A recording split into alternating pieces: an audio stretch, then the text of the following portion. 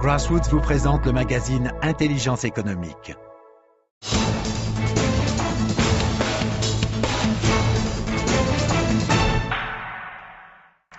Bienvenue, c'est l'heure du journal de l'intelligence économique.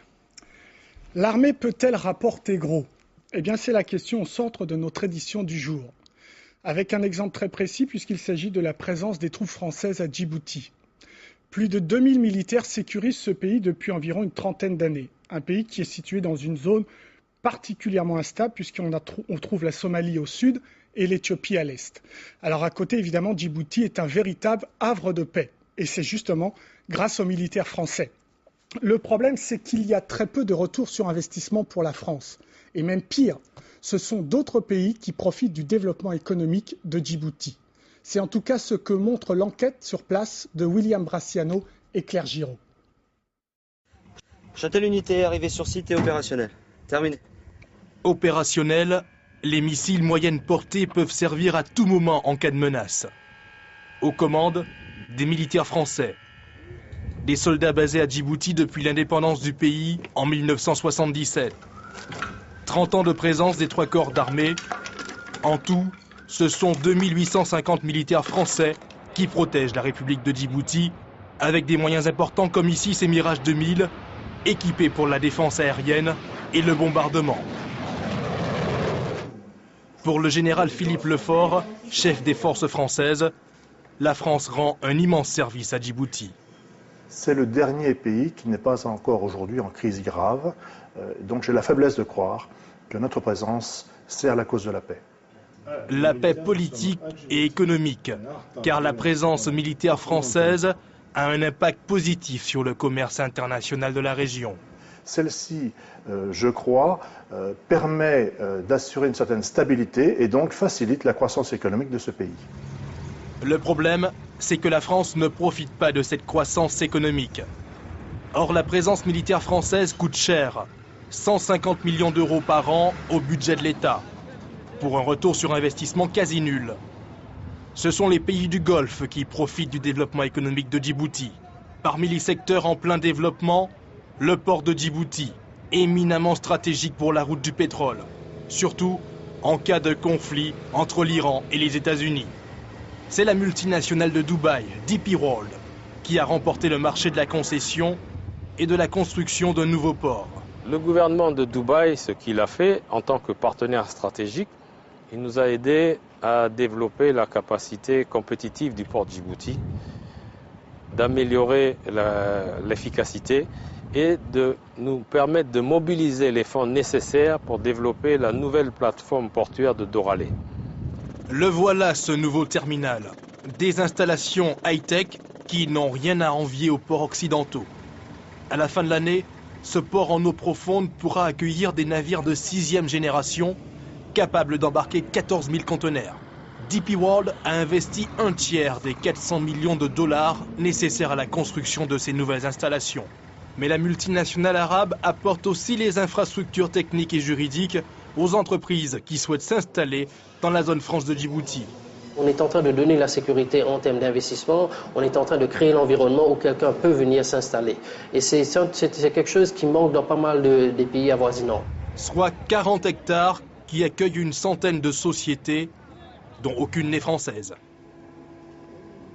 Autre projet gigantesque, géré cette fois par des Saoudiens, une immense ferme située à quelques kilomètres de Djibouti-ville. Des milliers de dromadaires, des vaches, des chèvres et des moutons rassemblés et surveillés médicalement dans ce centre privé de quarantaine, unique au monde. Ces dromadaires-là sont destinés en particulier à l'Arabie Saoudite. Et pour financer tous ces projets, il a fallu de l'argent. Les 2 banques françaises installées à Djibouti ont été incapables de suivre le rythme. Résultat, la concurrence s'est imposée. Comme cette banque, installée en Suisse, avec des fonds malaisiens. On a vu beaucoup de potentiel ici, on a aussi vu ce dont ils avaient besoin. Une activité bancaire avec des produits compétitifs. Il y a beaucoup d'affaires à réaliser et Djibouti a attiré beaucoup d'investissements de Dubaï, des États-Unis et d'ailleurs.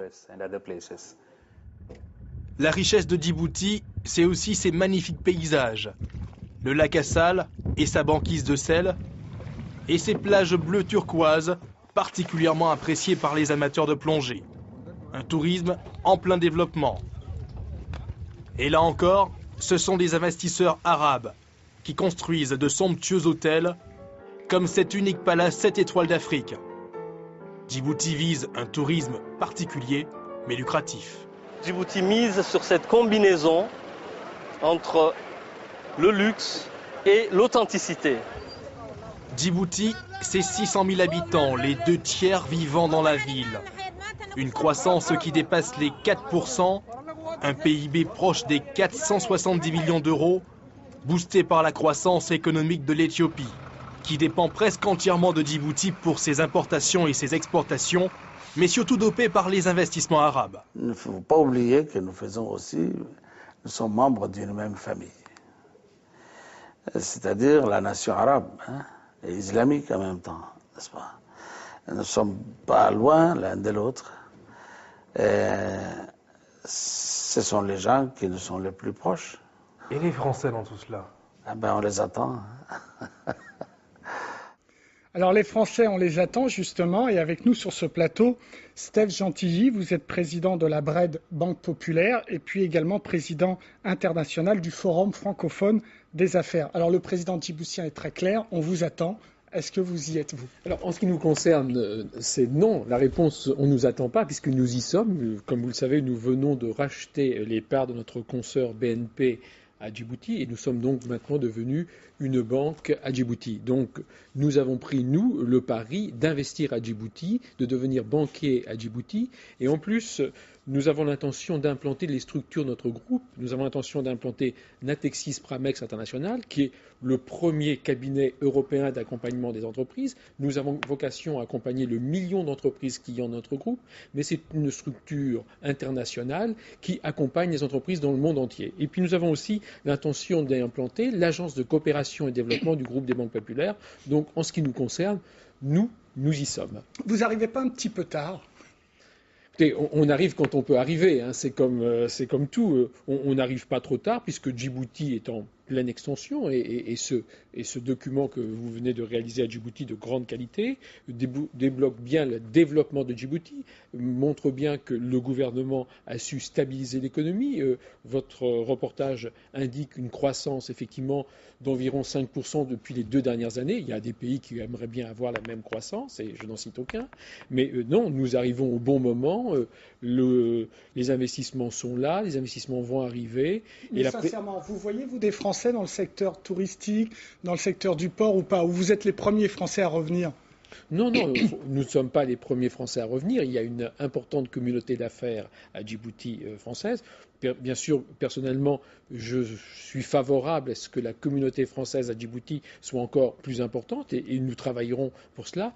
La preuve, c'est encore une fois, nous avons immédiatement pris la décision d'investir à Djibouti et de venir avec des outils lourds à Djibouti. Parce que vous l'avez bien dit dans ce reportage, Djibouti est une plateforme tournante économique importante pour une région du monde qui, de plus en plus, verra un développement de sa puissance économique. Donc vous trouvez ça logique qu'après tout, que les Français qui sécurisent ce pays puissent également être présents, non pas seulement sur le plan que militaire, mais également sur le plan économique? Moi, la partie militaire ne me regarde pas, je dirais, mais elle me regarde à partir du moment où, effectivement, l'armée française sécurise ce pays. Et bien entendu, il serait quand même contradictoire que les intérêts français ne suivent pas les intérêts de l'État français, et les intérêts privés ne suivent pas.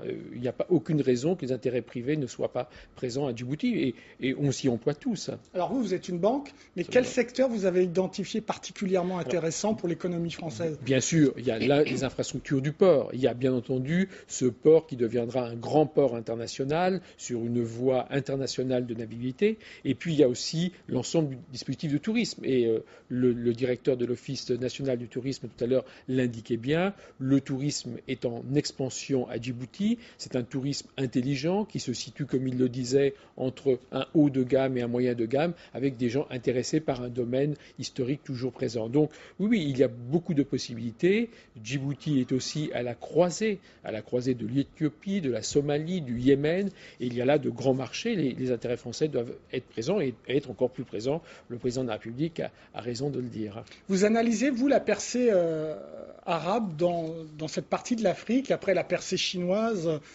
Bien sûr, mais on le voit bien dans le secteur d'activité qui est le mien. Les banques arabes ont investi. Il y a 3 nouvelles banques arabes qui sont présentes maintenant sur le marché djiboutien. Il y a d'autres banques arabes qui viendront, bien sûr, mais je dirais que le maillage économique et commercial français est tel que les investissements ne feront qu'augmenter notre capacité à faire venir d'autres investisseurs.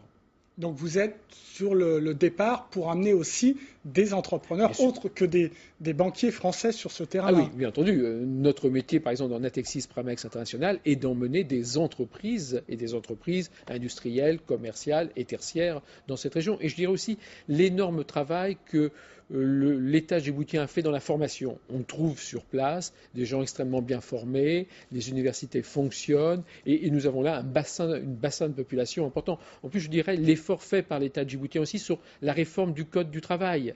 Code du travail important, réalisé en 2005, permettant un développement économique, permettant des embauches plus rapides. L'État a vraiment amélioré le dispositif fiscal, économique et social de l'État de Djibouti. Donc rapidement, vous comprenez la pointe de déception du président djiboutien lorsqu'il dit qu'on vous attend, vous les entrepreneurs français? J'ai cru comprendre une pointe de déception que le président d'ailleurs m'avait fait part lors de son dernier voyage à Paris.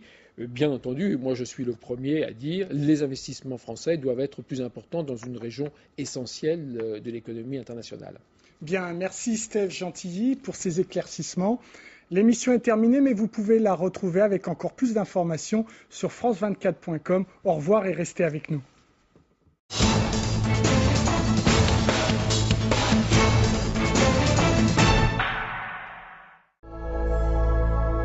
Crossroads vous a présenté le magazine Intelligence économique.